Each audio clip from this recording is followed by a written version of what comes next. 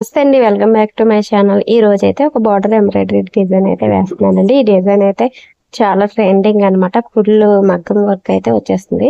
ఈ డిజైన్ అయితే JC creations లో 3 టైప్స్ లో అయితే అవైలబుల్ ఉంది. హ్యాండ్స్ వచ్చేసి మనం 4 టైప్స్ లాగా వేసుకోవచ్చు అనమాట. బార్డర్ లో 3 టైప్స్ వేసుకోవచ్చు. ఇందులో ఒక వెరైటీ అయితే చూపిస్తున్నాను border the.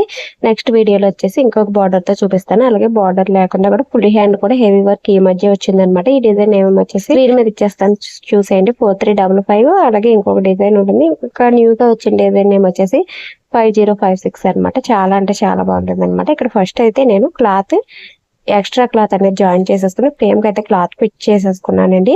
Already back neck front neck కూడా వేసేసాను. ఇంకా డిజైన్ మొత్తం ట్రేసింగ్ అంతా కూడా అయిపోయింది అనమాట. కింద ఫీజింగ్ పేపర్ కూడా పెట్టాను. ఇక్కడ ఫస్ట్ అయితే నేను కింద కట్ వర్క్ బార్డర్ అయితే యాడ్ చేసుకుంటున్నాను. శారీ బార్డర్ వేసుకోవాలి కాబట్టి ఈ డిజైన్ ఫస్ట్ అవుట్ లైన్ అయితే వేసేస్తున్నాను కింద బార్డర్ డిజైన్ కి. ఇది వచ్చి మనకి జేసీ 191 లో కట్ వర్క్ డిజైన్ అన్నమాట. ఈ డిజైన్ అయితే సెపరేట్ గా తీసుకున్నాను. మనకి జేసీలో ఈ పైన స్క్రీన్ మీద చూపించే డిజైన్స్ లో కూడా ఒక డిజైన్ లో 4537 లో కూడా ఈ డిజైన్ అనేది వచ్చేస్తుంది. ఈ డిజైన్ అయితే ఉందన్నమాట. స్క్రీన్ మీద డిజైన్స్ లో ఉంది. ఇదైతే నేను సెపరేట్ గా తీసుకున్నాను అనమాట 191 నుంచి. మనం కావాలనుకుంటే నేను స్క్రీన్ మీద చూపించే డిజైన్స్ లో ఒక డిజైన్ లో అయితే ఈ డిజైన్ అయితే వచ్చేస్తుంది కట్ వర్క్ డిజైన్. ఇక్కడ నేను వచ్చేసి ఫస్ట్ అవుట్ లైన్ అయితే వేసేసుకున్నాను బార్డర్ అటాచ్ చేయడానికి. డిజైన్ మొత్తం యూజ్ చేయకుండా అవుట్ లైన్ వేసేసుకున్న తర్వాత మళ్ళీ బ్యాక్ అయితే వచ్చేసాను. ఇక్కడ మనకి అప్లిక్ స్టిచ్ లా కూడా వస్తుంది. కావాలంటే అప్లిక్ స్టిచ్ వేసుకుని బార్డర్ కూడా వేసేసుకోవచ్చు. ఇక్కడ బార్డర్ కి రాంగ్ సైడ్ అయితే పెట్టేసుకుంటున్నాను. ఈ బార్డర్ ఫస్ట్ కింద వైపు పెట్టేస్తున్నాను. దాన్ని మళ్ళీ పైకి ఇలా ఫోల్డింగ్ చేసేస్తాను అనమాట. దీని అర్థం ఏంటంటే మనం బార్డర్ అటాచ్ చేసాము అన్నట్టుగా ఉండకుండా క్లాత్ లోనే వచ్చింది అన్నట్టుగా ఉంటుంది అనమాట. ఇలా వేయటం వల్ల ఇక్కడ జిగ్జాగ్ స్టిచ్ అయితే వేస్తుంది. అప్లిక్ స్టిచ్ అనమాట. అప్లిక్ స్టిచ్ అయితే వేస్తుంది.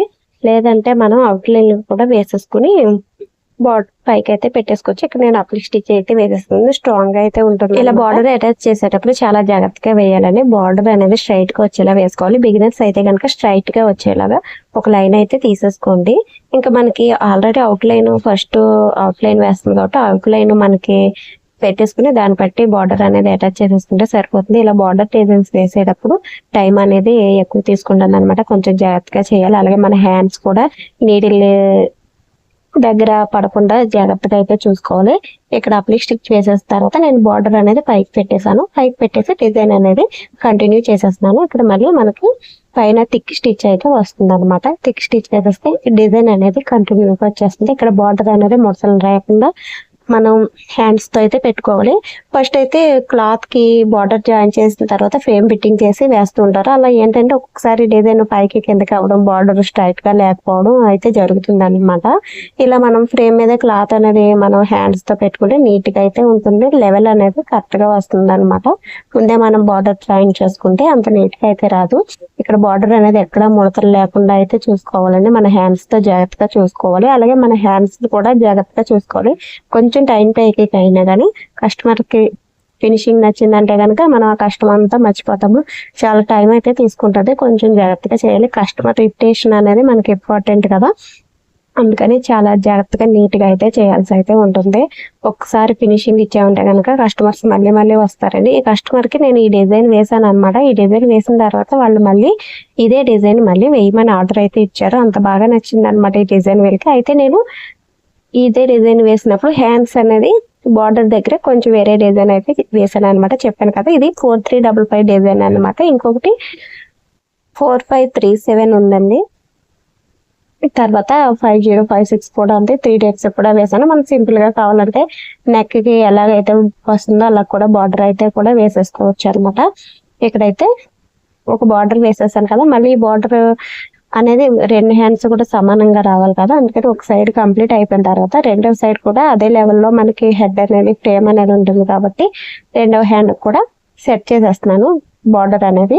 అప్పుడు ఈక్వల్ గా హ్యాండ్స్ లెంత్ అనేది వచ్చేస్తుంది అనమాట. బార్డర్ కూడా కరెక్ట్ గా కట్ చేసుకున్నాను. ఈ బార్డర్ పెట్టేటప్పుడు మనం కరెక్ట్ గా మనకి ఏదైనా డిజైన్ హెలిపెన్స్ కానీ పికాక్స్ కానీ ఉన్నాయనుకోండి, అవి పైకి వచ్చే విధంగా నీట్ గా కరెక్ట్ గా డౌన్ ఉన్నట్టు కాకుండా పైకి ఉన్నట్టుగా అయితే చూసుకుని బార్డర్ అనేది అటాచ్ చేసుకోవాలన్నమాట. ఇలా రాంగ్ సైడ్ వేసి స్టిచ్ వేసి ఇలా పైకి మళ్ళీ పెట్టేసాం అనుకునే క్లాత్ అనేది నీట్ గా ఉంటుంది అనమాట. ఇక్కడ చూసారు కదా క్లాత్ బార్డర్ ఎంత నీట్ గా ఉందో, మనం సెపరేట్ గా అటాచ్ చేసామని కూడా తెలియదు అనమాట, అంత నీట్ గా అయితే ఉంటుంది.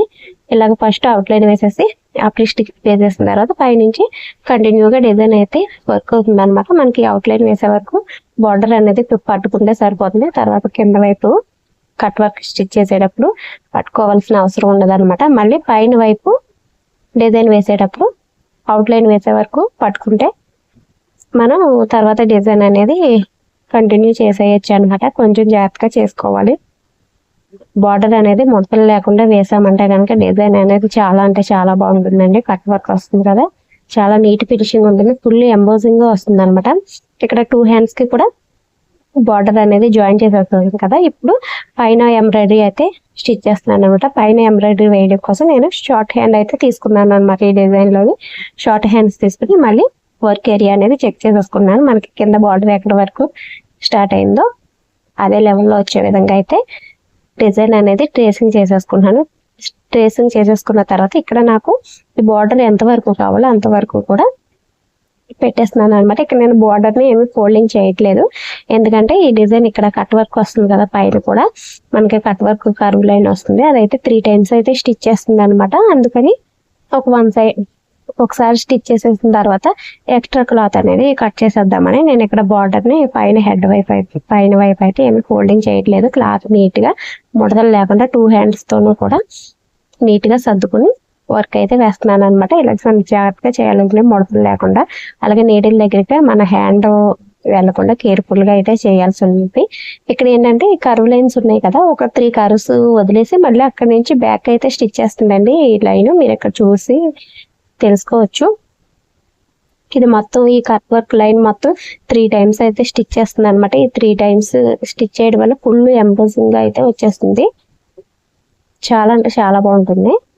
ఇక్కడ మీరు చూడండి, ఇక్కడ వరకు అయితే స్టిచ్ చేసిన తర్వాత మళ్ళీ బ్యాక్ స్టిచ్ చేస్తున్నాను అనమాట. అప్పుడు మళ్ళీ నేను డిజైన్ అనేది స్కిప్ చేసి మళ్ళీ ఫార్వర్డ్ చేశాను అనమాట. ఫార్వర్డ్ చేసిన తర్వాత మళ్ళీ తర్వాత లైన్ అయితే స్టిచ్ చేసేసి మళ్ళీ బ్యాక్ వచ్చి మళ్ళీ డిజైన్ అనేది కంటిన్యూ చేశాను అనమాట. కంటిన్యూ చేసి కట్ వర్క్ లైన్ అయితే సింగిల్ టైం అయితే వేసాను అనమాట. సింగిల్ టైం వేసిన తర్వాత ఎక్స్ట్రా ఉన్న బార్డర్ అనేది కూడా కట్ చేసేస్తున్నాను. ఎక్కడ పీసులు ఏమి లేకుండా కట్ చేసుకోవాలి. చిన్న చిన్న పీసులు మనకి ఇది ఇంకొక 2 టైమ్స్ అయితే స్టిచ్ చేస్తుంది కాబట్టి ఈ పీసులు కూడా ఏమీ కనబడవండి. అలాగే దీనికి మళ్ళీ అవుట్లైన్ కూడా వేస్తుంది అనమాట. దానివల్ల ఇంకా అసలు పోగులు కానీ ఏమీ కనబడవు. కానీ మనం మాత్రం ముందే నీట్ గా పీసులు ఏమి రాకుండా కూడా కొంచెం కట్ చేసుకోవాలి. ఒకవేళ 1-2 చిన్న చిన్న పీసులు ఉన్నా కానీ, చాలా చిన్నవి అనమాట, ఉన్నా కానీ అవైతే మనకి 3 టైమ్స్ స్టిచ్ చేస్తుంది కదా, ఆ స్టిచ్చింగ్ లో అయితే కవర్ అయిపోతాయి. అవుట్ లైన్ వేసినప్పుడు కూడా ఆ చిన్న పీసులు కూడా ఏమీ కనబడవు. ఇక్కడ చూసారు కదా, ఇలా బార్డర్ అయితే కట్ చేసేసుకోవాలి. ఇలా కట్ చేసేసుకున్న తర్వాత ఇప్పుడు మళ్ళీ మనం ఫ్రేమ్ అనేది ఎండింగ్ పాయింట్ కి స్టిచ్ చేసుకోవాలి. ఇలా బార్డర్ కట్ చేసేటప్పుడు మనకి హ్యాండ్ మూవ్మెంట్ ఏంటి బాగుంటుందో అటువైపు ఫ్రేమ్ అనేది జరుపుకోవాలండి. ఫ్రేమ్ ని మూవ్ చేసుకున్న తర్వాత మనకి బార్డర్ అనేది కట్ చేసేసిన తర్వాత గో టు ఎండ్ పాయింట్ నొక్కేస్తే డిజైన్ అనేది ఈజీగా అయితే ఎక్కడైతే ఆఫ్ అయిందో అక్కడ వరకు అయితే వచ్చేస్తుంది. ఇక్కడ చూస్తున్నారు కదా, ఇది మళ్ళీ సెకండ్ టైం అయితే స్టిచ్ చేస్తుంది అనమాట. ఇక్కడ చిన్న పోగుల్లా కనబడుతున్నాయి కదా మీకు, అవైతే 3rd టైం స్టిచ్ చేసి మళ్ళీ అవుట్ లైన్ వేసేసరికి ఆ పీసులు కూడా ఏమీ కనబడవండి. చాలా అంటే చాలా నీట్ గా వచ్చేస్తుంది. మనం కట్ చేసేటప్పుడు కేర్ఫుల్ గా కట్ చేసేసుకోవాలి. అలాగే ఈ చివరి ఎడ్జ్ లో బార్డర్ అనేది పైకి ఉంది కదా, దాన్ని ఇలాగా మనం ఫోల్డింగ్ అనేది పెట్టేసుకున్నామంటే ఇక్కడ చూసారా స్టిచ్ వేసేటప్పుడు లోపలికి అయితే వెళ్ళిపోతుంది అనమాట. ఇక్కడ కూడా నీట్ గా ఉంటుంది, ఎక్కడ పీసులు కానీ ఏమీ రాకుండా చాలా అంటే చాలా నీట్ గా వస్తుంది అనమాట. ఇక్కడ చూసారు కదా, ఒక హ్యాండ్ అయితే కంప్లీట్ అయిపోయిందండి. ఒక్కొక్క హ్యాండ్ కంప్లీట్ అవడానికి దాదాపుగా 4 hours అయితే పడుతుందండి. ఇది పైన నేను తీసుకున్నది షార్ట్ హ్యాండే కాబట్టి ఒక 3 hours 3.5 hours వరకు అయితే పడుతుంది. ఫుల్ హెవీ మొత్తం హ్యాండ్ మొత్తం ఫుల్ గా వచ్చేది అయితే 4 to 4.5 hours అయితే పడుతుందండి. ఒక్కొక్క హ్యాండ్ వచ్చేసి చాలా టైం టేకింగ్ డిజైన్ అనమాట. మొత్తం నాట్ స్టిచ్ కదా, థ్రెడ్ బ్రేకింగ్ కూడా కొంచెం ఎక్కువగానే ఉంటుంది. డిజైన్ అయితే చాలా కంఫర్టబుల్ గా ఉంటుంది. ఇక్కడ చూసారా, బార్డర్ అనేది ఎక్కడ ముడతలు లేకుండా నీట్ గా హ్యాండ్ తో అయితే పెట్టేసుకుని అవుట్ లైన్ వేసేస్తున్నాను.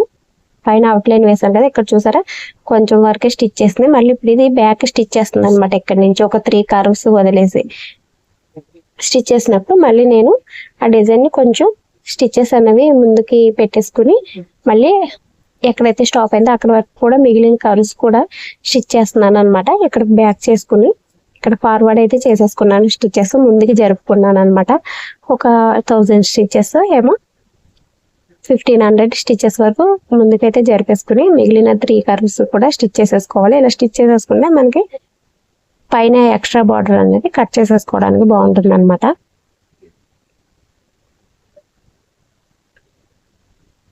కొంచెం జాగ్రత్తగా అయితే చేయాల్సి ఉంటుందండి. ఒకసారి చేసామంటే మనకి అలవాటు అయిపోయింది. ఫస్ట్ టైం మాత్రం చాలా భయం వేస్తుంది అనమాట. ఇంక ఈ పీసులు వస్తున్నాయి కదా, ఇవైతే మనం సైడ్ స్టిచ్ వేసేస్తే బ్లౌజ్ స్టిచ్ చేసేటప్పుడు చాలా పర్ఫెక్ట్గా నీట్గా అయితే వస్తుంది అనమాట. ఇక్కడ చూసారా ఎంత ఎంబోజెడ్ వచ్చింది. అలాగే చుట్టూ కూడా అవుట్ లైన్ వచ్చింది కదా, మనకి ఎక్కడ అంచు పీసులు పోవడం కానీ ఏమీ అయితే ఉండదు. చాలా అంటే చాలా నీట్గా ఉంటుంది అనమాట.